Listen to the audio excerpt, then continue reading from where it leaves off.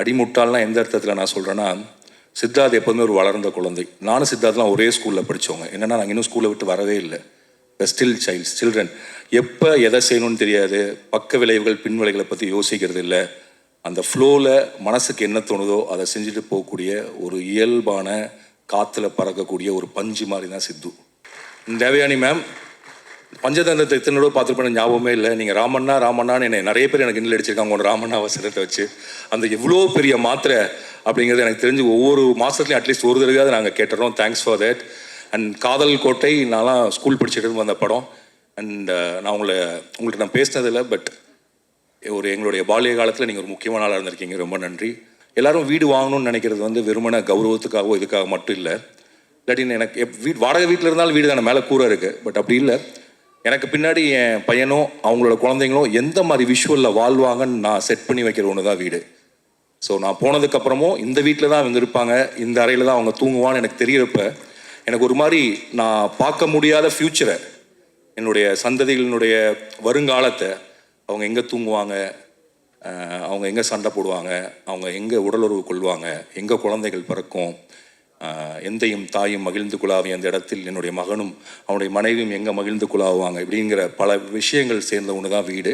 கண்டிப்பாக அஃப்கோர்ஸ் அது மரியாதைக்குரிய ஒன்றா இருந்தாலும் கூட ரொம்ப உணர்ச்சி பூர்வமான ஒன்று.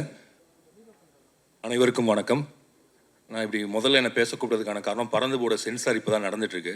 ஸோ முடிச்சுட்டு வேகமாக போகணுங்கிறதுக்காக என்னை அருண் வேகமாக பேச கூப்பிட்டார். அதனால தான் பெரியவங்களுக்கு முன்னாடி நான் வந்துட்டேன், அதுக்காக மன்னிக்கணும்.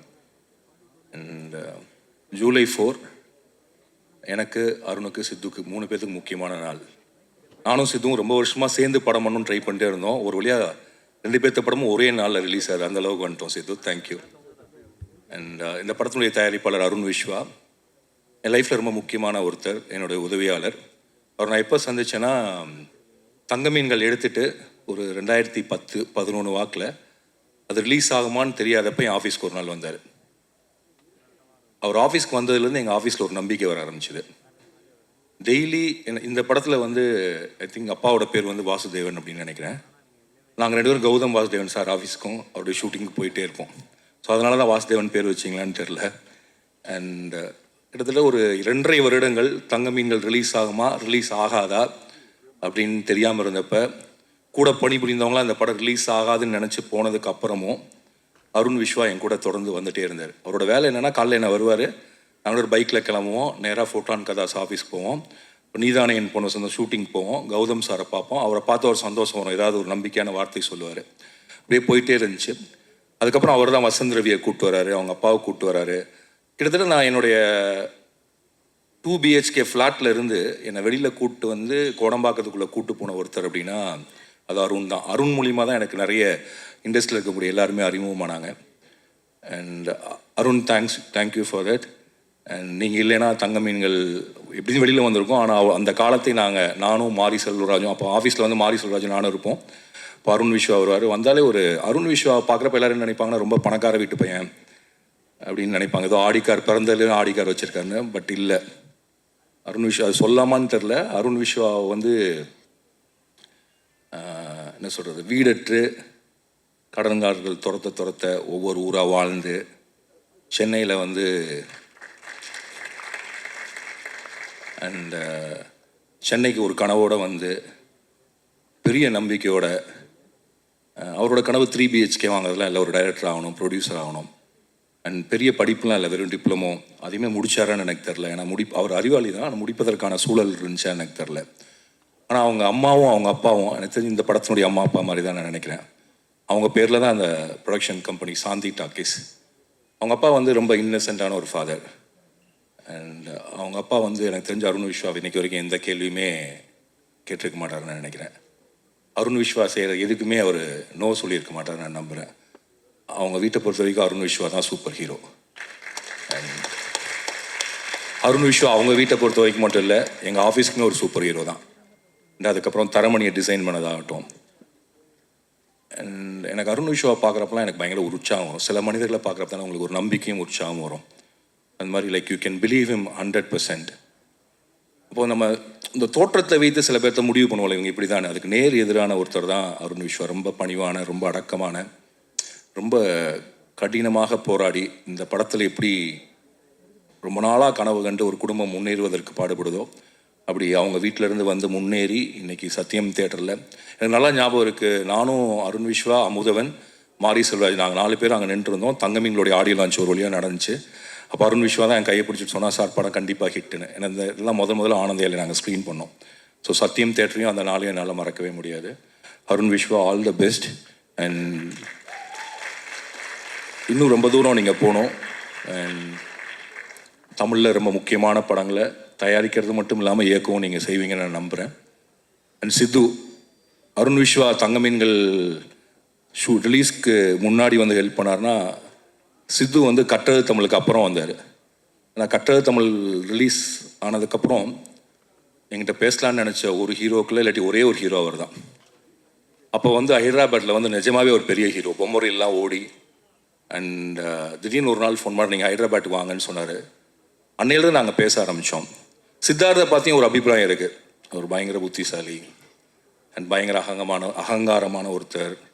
அவருக்கு வாயில் நினச்சதை, மனசில் நினச்சதை, எதிராளியுடைய மனசை பார்க்காம பேசக்கூடிய ஒருத்தர். இப்படி நிறைய பிம்பங்கள் இருக்குது. பட் நிஜத்தில் நான் சொல்கிறேன், சித்தார்த் ஒரு அடிமுட்டாள். அடிமுட்டாள்னால் எந்த அர்த்தத்தில் நான் சொல்கிறேன்னா, சித்தார்த் எப்போதுமே ஒரு வளர்ந்த குழந்தை. நானும் சித்தார்த்லாம் ஒரே ஸ்கூலில் படித்தவங்க. என்னென்னா நாங்கள் இன்னும் ஸ்கூலை விட்டு வரவே இல்லை. Still children. எப்போ எதை செய்யணும்னு தெரியாது. பக்க விளைவுகள், பின் விளைவுகளை பற்றி யோசிக்கிறது இல்லை. அந்த ஃப்ளோவில் மனசுக்கு என்ன தோணுதோ அதை செஞ்சுட்டு போகக்கூடிய ஒரு இயல்பான, காற்றுல பறக்கக்கூடிய ஒரு பஞ்சு மாதிரி தான் சித்து. சித்து ஏன் இவ்வளோ இளமையாக இருக்காருன்னா, அந்த மனசு அவ்வளவு பஞ்சு மாதிரி மிதந்துட்டே இருந்தால் மட்டும்தான் இளமையாக இருக்க முடியும்னு நினைக்கிறேன். Sidhu, be a child always. Don't worry what others says. And you are a great inspiration to me. You are a great friend to me.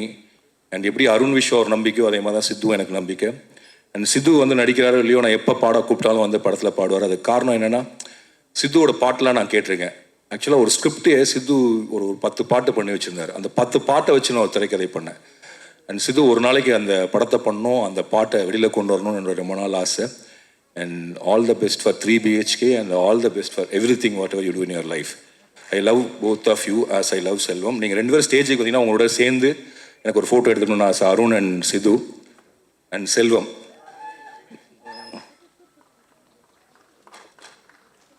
ஒவ்வொரு வீட்லேயும் குடும்ப உறுப்பினர்கள் மாதிரி இது எங்கள் குடும்பத்தினுடைய உறுப்பினர்கள். ஸோ எங்கள் 3 BHனுடைய 3 பேர் அப்படின்னு சொல்லலாம்.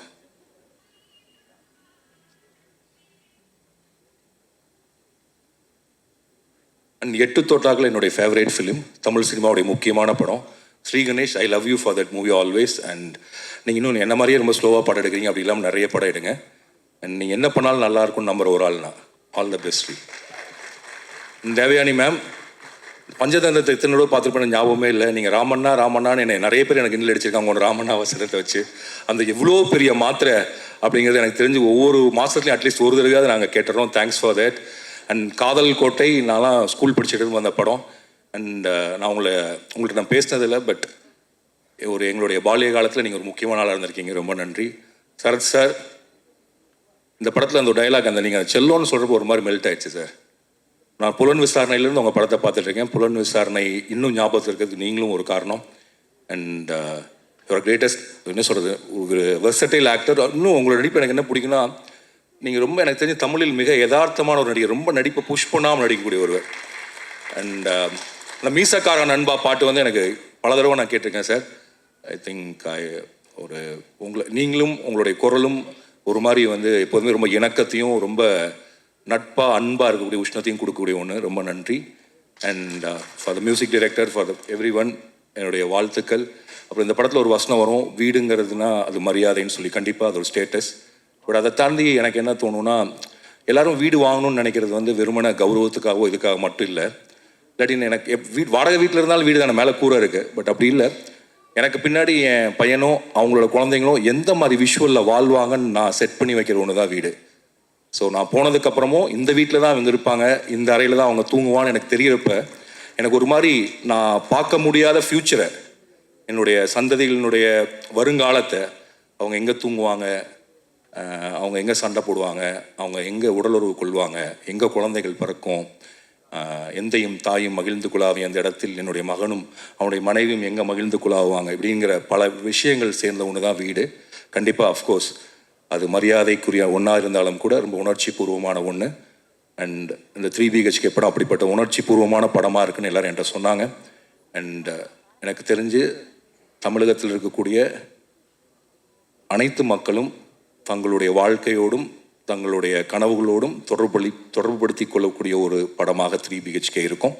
அதை உருவாக்கிய என்னுடைய அருணுக்கும் அதில் நடித்த என்னுடைய சித்துக்கும் எனக்கு பிடித்த ஸ்ரீக்கும் வாழ்த்துக்கள். நன்றி.